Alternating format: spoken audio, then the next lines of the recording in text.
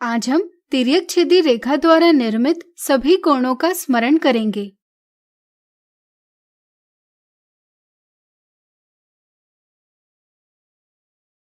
बच्चों, पिछले 2 वीडियो में हमने तिर्यक-छेदी रेखा यानी ट्रांसवर्सल द्वारा निर्मित कोणों के बारे में जाना। चलिए आज इन सबको एक साथ स्मरण करें।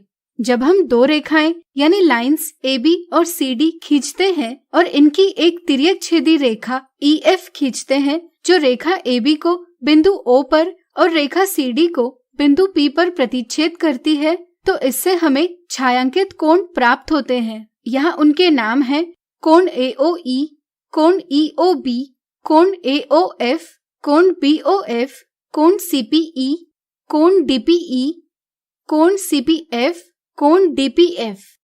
जैसा कि आप देख सकते हैं, यहाँ कोण AOF रेखा AB और रेखा CD के मध्य में स्थित है। तिर्यक-छेदी रेखा द्वारा 2 रेखाओं पर निर्मित वे सभी कोण जो 2 रेखाओं के मध्य में स्थित हो, अंतः कोण यानी इंटीरियर एंगल्स कहलाते हैं। इसलिए कोण AOF यह एक अंतः कोण है। क्या आप इसी तरह कुछ और अंतः कोण बता पाएंगे? प्रयास कीजिए।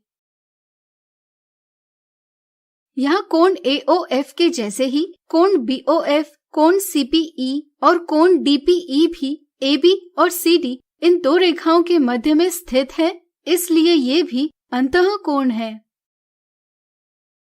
चलिए अब हम अंतः कोणों के एक युग्म कोण AOF और कोण DPE की बात करें। हमने देखा कि वे अंतः कोण हैं। हम यह भी देखते हैं कि इनके शीर्ष यानी वर्टेक्स अलग है। इसी तरह दोनों कोण तिर्यक रेखा EF के सम्मुख यानी अपोजिट स्थिति पर बने हैं। अगर किन्हीं 2 कोणों के लिए दी गई तीनों स्थितियां सत्य हो, तो कोणों का ऐसा युग्म एकांतर अंतः कोण यानी अल्टरनेट इंटीरियर एंगल्स कहलाया जाता है। इसी तरह यहाँ कोण BOF और कोण CPE एकांतर अंतः कोणों का एक और युग्म है। अब चलिए कोण AOE की बात करें। क्या इसे हम एक अंतः कोण कह सकते हैं? सोचिए। चलिए हम बताते हैं। यह कोण रेखा AB और रेखा CD दोनों रेखाओं के बाहर है। तिर्यक-छेदी रेखा द्वारा 2 रेखाओं पर निर्मित वह कोण जो दोनों रेखाओं के बाहर हो, बाह्य कोण यानी एक्सटीरियर एंगल कहलाता है। इसलिए यहाँ कोण AOE एक अंतः कोण नहीं, बल्कि एक बाह्य कोण है। कोण AOE की तरह यहाँ कोण EOB, कोण DPF और कोण CPF भी बाह्य कोण है। अगर हम कोण AOE और कोण DPF की बात करें, तो आप देख सकते हैं कि वे दोनों बाह्य कोण हैं। दोनों के शीर्ष अलग है एवं वे तिर्यक रेखा के सम्मुख स्थिति पर बने हैं। कोणों के ऐसे युग्म को हम एकांतर बाह्य कोण यानी अल्टरनेट एक्सटीरियर एंगल्स कहते हैं। इनके अलावा क्या आप एकांतर बाह्य कोणों का एक और युग्म ढूंढ पाएंगे? प्रयास कीजिए। चलिए हम बताते हैं। यहाँ कोण CPF और कोण EOB एकांतर बाह्य कोणों का एक और युग्म बनाते हैं। अब चलिए अपना ध्यान अंतः कोणों पर केंद्रित करते हैं। यहाँ रेखा AB और रेखा CD की तिर्यक रेखा EF छायांकित 4 अंतः कोण बनाती है।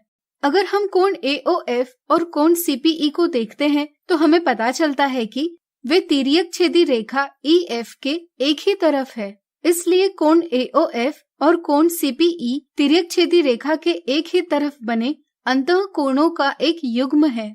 तिर्यक-छेदी रेखा की दूसरी ओर अगर हम देखें, तो हमें तिर्यक-छेदी रेखा EF के एक ही तरफ बने अंतः कोणों का एक और युग्म दिखाई देता है, कोण BOF और कोण DPE। आगे बढ़ते हुए क्या आप कोण AOE और कोण CPE में कोई संबंध बता सकते हैं? विचार करें। चलिए हम बताते हैं। यहाँ दोनों कोणों के शीर्ष अलग है। दोनों तिर्यक-छेदी रेखा के एक ही तरफ बने हैं, लेकिन इनमें कोण CPE एक अंतः कोण है, जबकि कोण AOE एक बाह्य कोण है। कोणों का एक ऐसा युग्म संगत कोणों का युग्म यानी पेयर ऑफ करस्पॉन्डिंग एंगल्स कहलाता है। ध्यान रहे, संगत कोण हमेशा 2 रेखाओं के सापेक्ष संगत स्थितियों जैसे ऊपर अथवा नीचे, बाएं अथवा दाएं में बने होते हैं। इस समझ से हम संगत कोणों के कुछ और युग्म कोण AOF और कोण CPF, कोण BOF और कोण DPF, कोण DPE और कोण EOB प्राप्त कर सकते हैं। अब चलिए एक मजेदार सवाल देखें। यहाँ रेखा L और M की तिर्यक छेदी रेखा K छायांकित कोण बना रही है। आप कोण 1 का बचे सभी कोणों के संदर्भ में वर्णन कीजिए। वीडियो रोककर आप इस पर विचार कीजिए। हम देखते हैं कि कोण 1 और कोण 2 एक रैखिक युग्म यानी लीनियर पेयर बनाते हैं। क्या आप इसका अर्थ बता सकते हैं? सोचिए सोचिए।